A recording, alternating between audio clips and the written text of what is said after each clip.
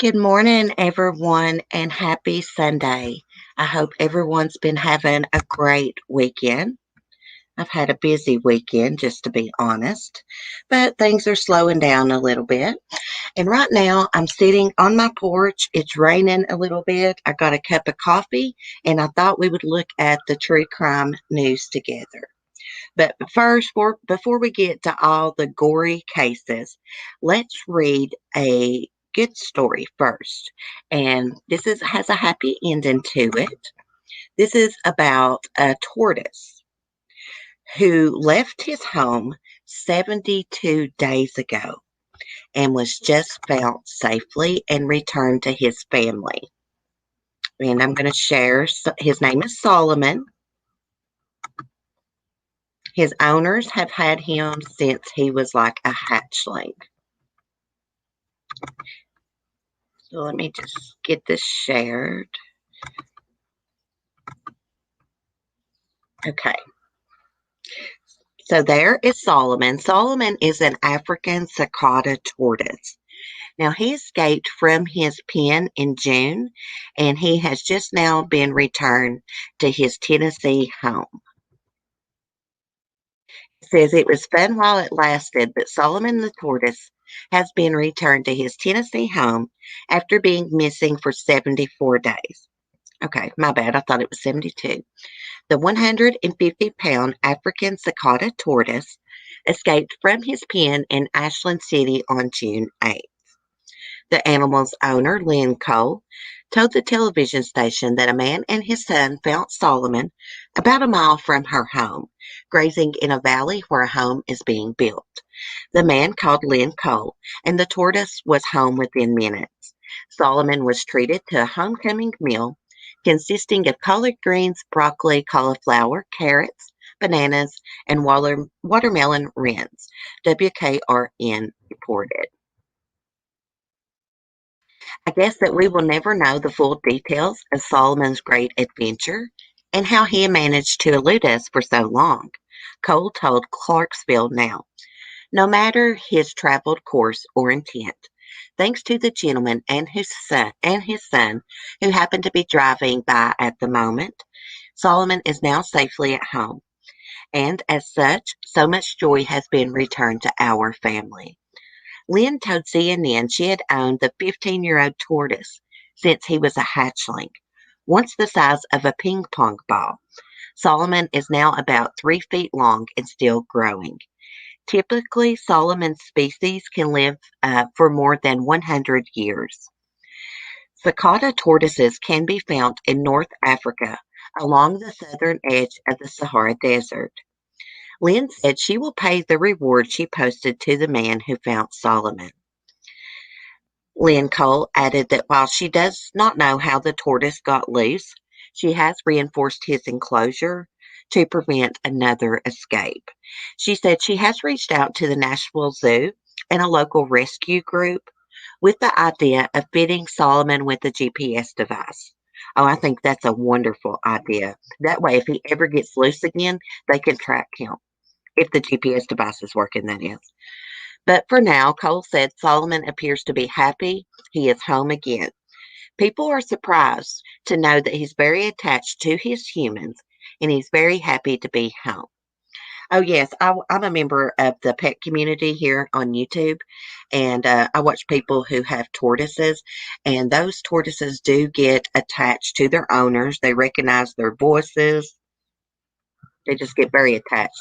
They're like dogs, but they're tortoises. Now the sun's blinded me. Let's look at Solomon again. I've always wanted a tortoise. Now, a loyal subscriber and friend, Tremaine, aka the Professor, he has a big giant red ear slider, which I believe it's a turtle. Turtles are aquatic, I learned, and tortoises live on the land. But anyhow, I just wanted to share that with you guys. We got to have a good story with a happy ending each stream. Okay, now let's get to the true crime.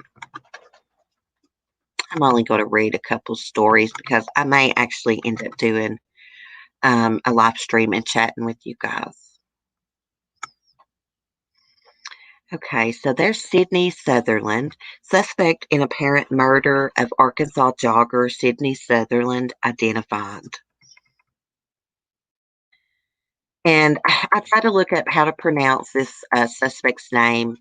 I couldn't find how to pronounce it right, so I'm just going to try.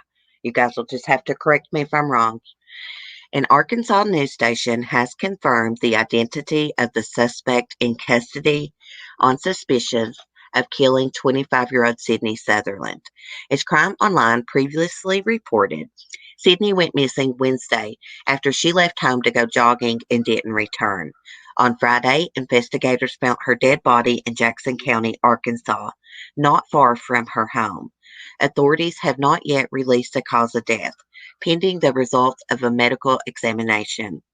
On Friday, Jackson County Sheriff David Lucas announced in a press conference that authorities had a suspect in custody who was familiar to the victim.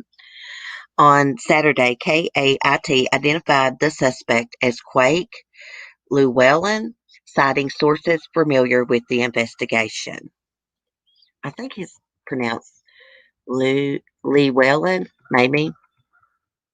A KAIT reporter said in a Twitter post on Saturday that Quake, who is believed to be in his 20s, has been charged with murder. Get this ad on. According to a 2016 local news story, Quake is from a well known multi generational farming family. A motive for the apparent murder is not yet known. Wow. I had a feeling, I have a subscriber who lives close by. She came in the other day. Shout out to Not the One. She's a channel member. And she was actually telling us about this case.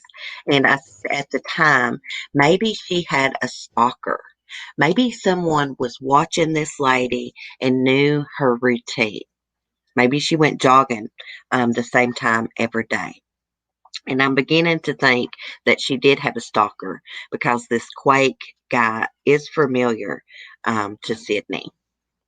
Anyways, prayers for Sydney's family. She's a beautiful, beautiful girl. Okay.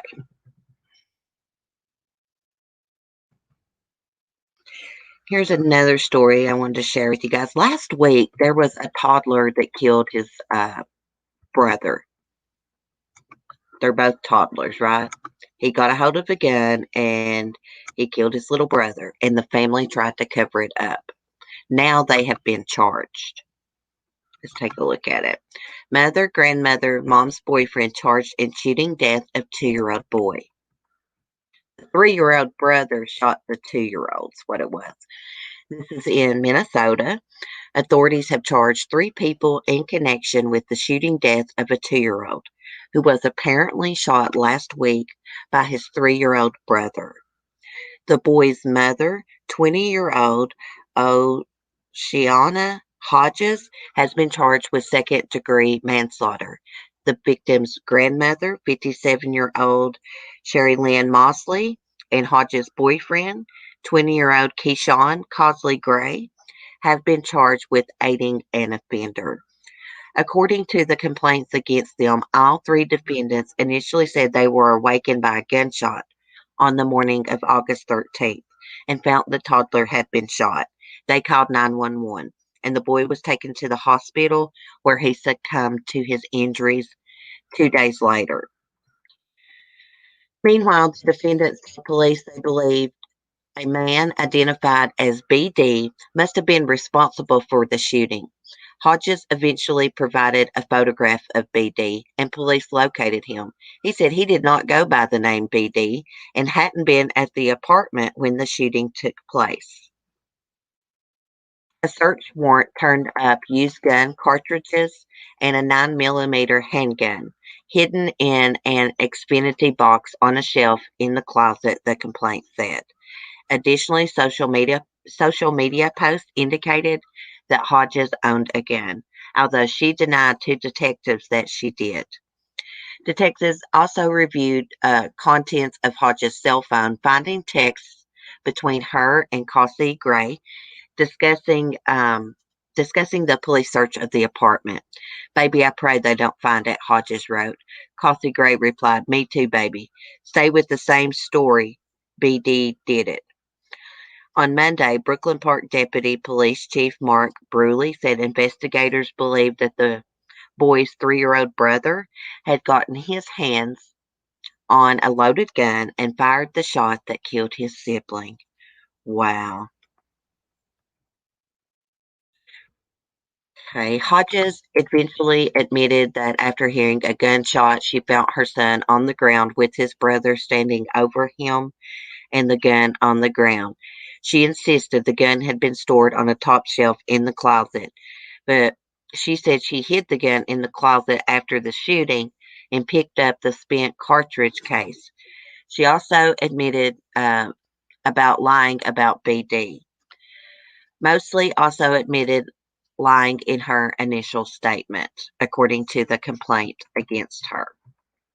Hodges, Mosley, Cozy Gray were arrested last week and charged with covering up the details of the shooting. Oh, that's so sad. I mean, I hope and pray this little boy does not have any memory of accidentally killing his younger brother.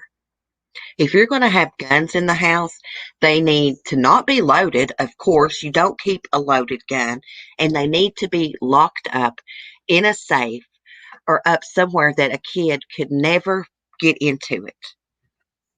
Guns are it's just so dangerous, and people are so irresponsible when it comes to guns. Prayers for that family. Okay, guys. Here's the next one I want to share with you guys. I want to read with you guys. I haven't even read it yet. Get some of the ads off. You know, Crime Online makes a fortune. They don't have to put that many ads on there. So this is in Austin, Texas. Residents near Garrison Park in Austin, Texas were shocked and a little dismayed this week to learn that a body had been buried beneath concrete and cinder blocks in a neighbor's backyard. Oh my goodness. Austin police launched an investigation after they received a call from a witness who visited the home and said the occupants told her a man had been killed there, dragged outside, and buried. After finding the body, police arrested Walker Ray Katz, 22, and Christy Michelle Cardenas, age 36, charging them with tampering with evidence. The death remains under investigation and is being treated as suspicious. The victim has not been identified pending notification of the family, but he is said to be from San Antonio and was recently released from jail. Officers visited the home on Tuesday, the affidavit said, and found a raised concrete mass in the backyard, surrounded by cinder blocks. Nearby, they found bags of quickcrete, a shovel, and gardening hose. They had a Home Depot truck, and I thought they were working on the house, a neighbor, Alan Holyfield said, who said he's seen cats unloading cinder blocks.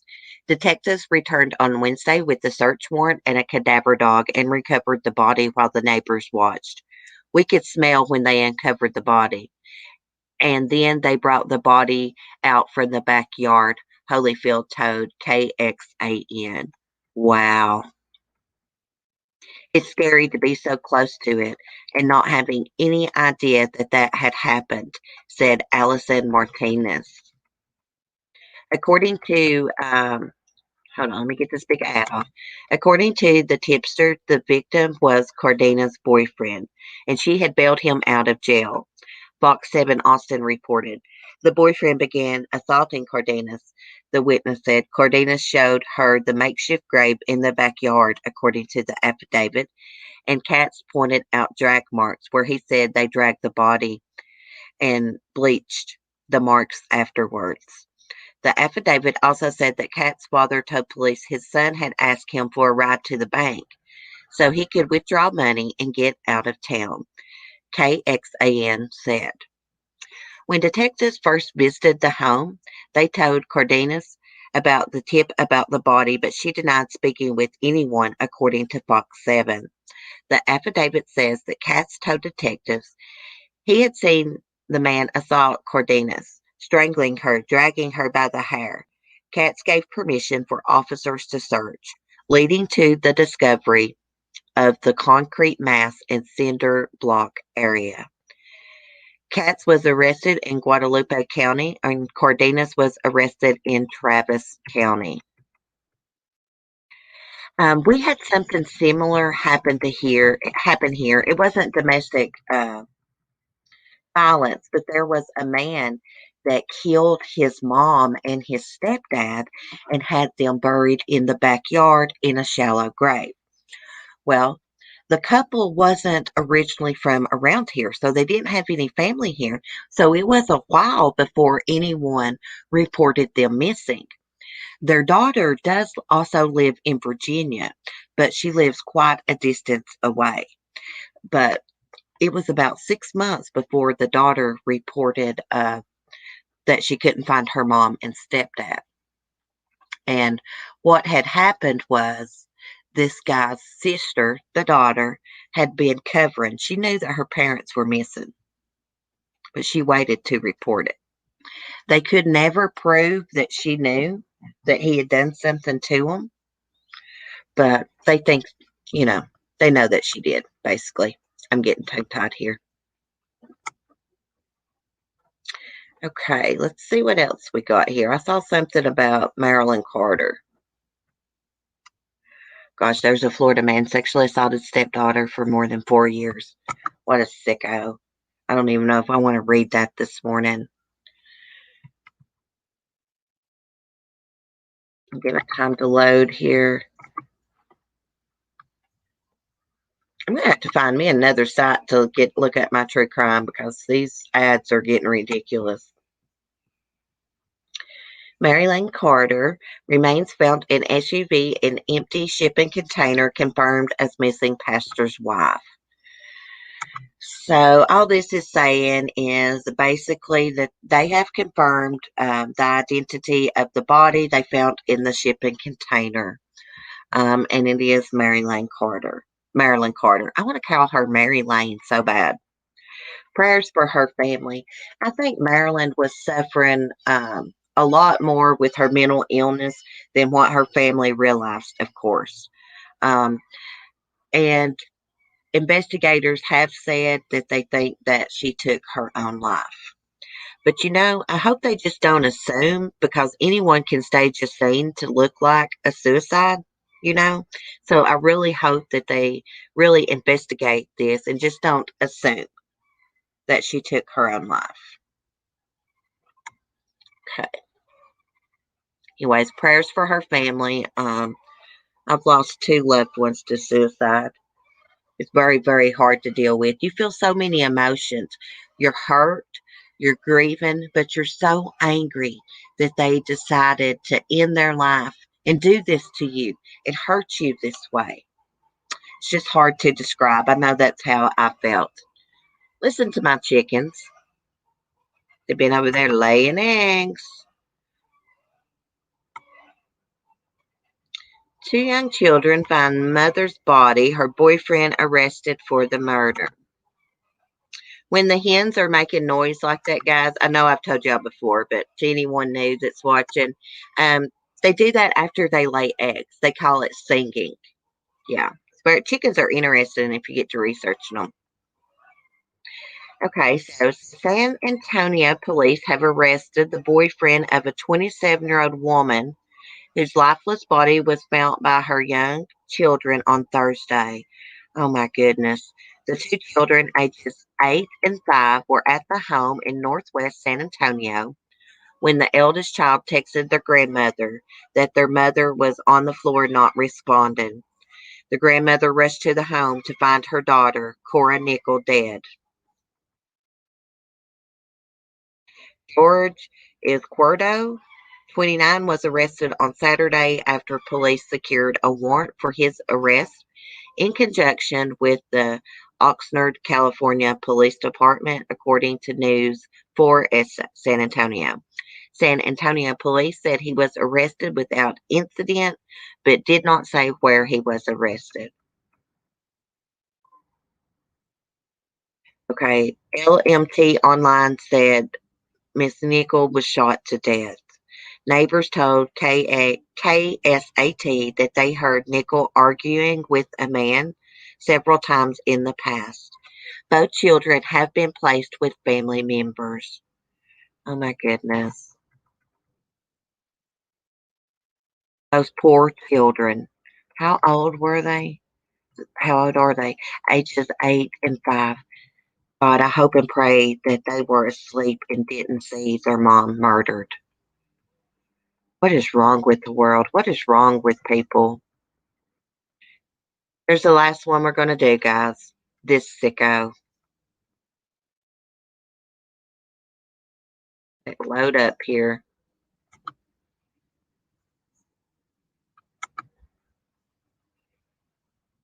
Florida man sexually assaults stepdaughter for more than 4 years. You piece of shit, you ugly son of a bitch. Evil. A Florida eighth grader told a Broward County deputies that her stepfather had sexually abused her since she was in the fifth grade. Bless her heart. Glenn Edward Colin, 48, was arrested last week on charges of sexual battery of a minor and lewd and lascivious molestation of a minor. I cannot pronounce that word.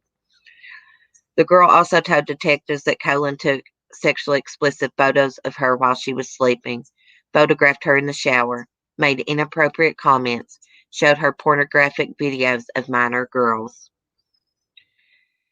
The victim said that her parents divorced while she was in elementary school and shared custody. When she reached middle school, however, her father had custody and she visited her mother on weekends.